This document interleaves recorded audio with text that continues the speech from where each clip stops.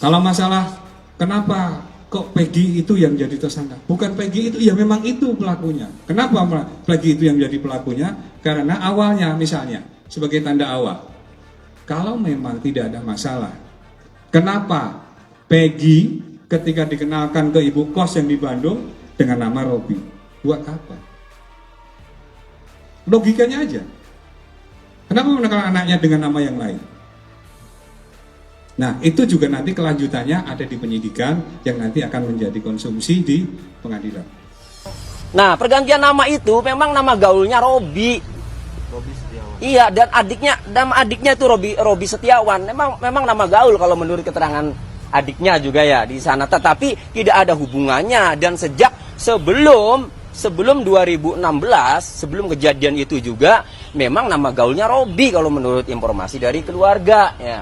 Jadi tidak ada itu hubungannya, itu sangat gini, dangkal ya kalau kemudian gara-gara ganti nama lalu dicurigai kan. Pokoknya dulu nih, ini yang paling penting, penyidik dalam putusan pengadilan ya yang sudah berkekuatan hukum tetap atas nama 8 terpidana tidak pernah menggali motif. Padahal yang namanya pembunuhan berencana itu digali motifnya. Tidak ada orang tiba-tiba datang nggak kenal kemudian membunuh, itu tidak ada. Apalagi pembunuhan berencana. Merencanakannya kan sejak kapan? Bagaimana merencanakannya? Apa motifnya? Apa sakit hatinya? Tidak ada di putusan pengadilan. Makanya Pak Arianto semalam dalam salah satu acara di iNews mengakui itu janggal. Dari penyidikan, penuntutan sampai putusan janggal dengan bukti, dengan dakwaan seminim itu. Tapi karena udah diputus, ya kita hormati kan begitu. Nah, kali ini, nanti dulu kalau mau asal-asal aja putus. Dibela sama tim hukum, dipantau sama media kan.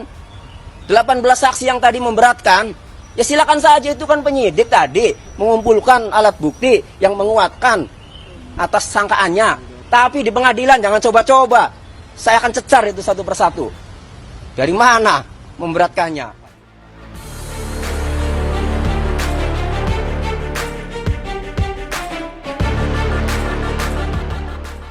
Tersangka dalam kasus pembunuhan Vina Cirebon Peggy Setiawan dijadwalkan menjalani sidang gugatan pra-peradilan pada Senin tanggal 24 Juni tahun 2024. Namun sidang tersebut harus diundur karena pihak Polda Jawa Barat tidak hadir. Sidang dijadwalkan digelar kembali pada tanggal 1 Juli tahun 2024. Padahal pihak Peggy Setiawan mengaku telah siap bertanding dalam sidang tersebut.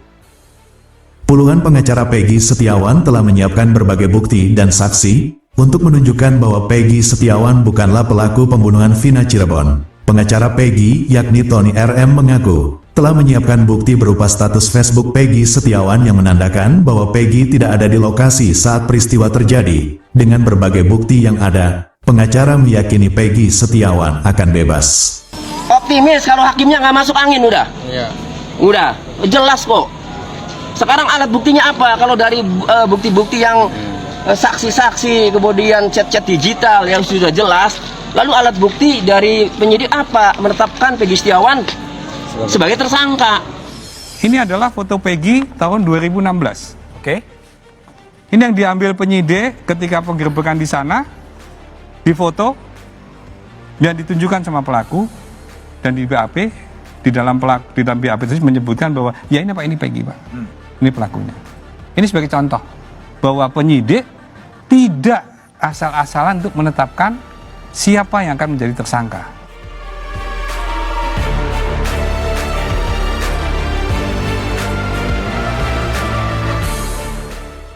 Salah satu pengacara Peggy yang lain, yakni Sugianti Iriani, bahkan meyakini Majelis Hakim Pengadilan Negeri Bandung akan mengabulkan gugatan pra-peradilan Peggy Setiawan. Sugianti menilai bukti yang dimiliki oleh Polda Jawa Barat sangat lemah. Bukti yang dimaksud diantaranya tidak ada CCTV, tidak ada sidik jari, bahkan hasil visum tidak mengarah ke Peggy Setiawan. Oleh karena itu, pengacara menganggap penetapan Peggy sebagai tersangka tidak sah.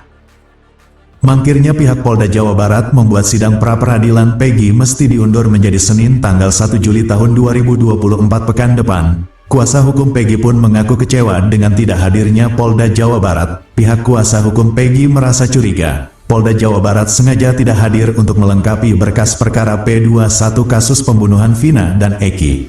Kami sudah melihat bahwa sudah ada rame di pemberitaan bahwa kepolisian sudah membentuk tim untuk menghadapi pra-peradilan kami. Tapi faktanya hari H saat sidang perdana ternyata pihak termohon tidak pernah hadir, dalam hal ini Polda Jawa Barat. Makanya kami selaku pemohon sekaligus selaku lawyer dari Peggy Setiawan sangat kecewa dengan tindakan-tindakan seperti ini.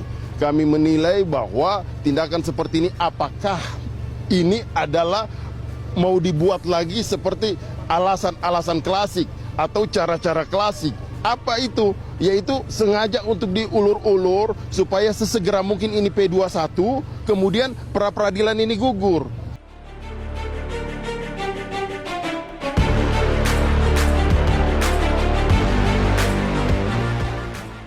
Tim kuasa hukum Peggy menilai polisi diduga mengulur waktu agar berkas berstatus P21 sebelum sidang pra-peradilan digelar. Pasalnya, kuasa hukum menyebut berkas belum lengkap dan polisi masih memeriksa saksi sepekan belakangan. Kuasa hukum Peggy pun meminta Polda Jawa Barat mengirim perwakilan dalam sidang pra-peradilan pekan depan. Pada sidang pra-peradilan kasus Vina Cirebon, diketahui Kapolda Jabar tidak menghadiri sidang tersebut. Sidang pra-peradilan kasus Vina Cirebon diselenggarakan di Pengadilan Negeri Bandung. Belum diketahui secara pasti alasan Kapolda Jabar mangkir dari sidang perdana pra-peradilan kasus Vina Cirebon. Dengan mengulurnya waktu ini sudah diserahkan, dilimpahkan berkasnya itu dianggap komplit atau dianggap lengkap kepada kejaksaan. Tetapi faktanya kami mendengar di antara hari Senin hari ini sampai hari Jumat masih ada pemeriksaan saksi.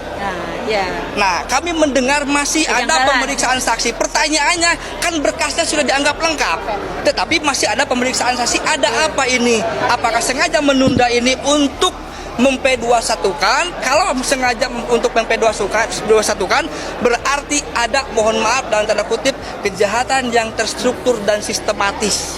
Kami sih kecewa ya, penyidik termohon ini tidak datang karena panggilan ini kan sudah 2 minggu lalu ya, Bu ya. Setelah kami daftar 2 minggu itu kemudian mendengar bahwa dapat rilas panggilan.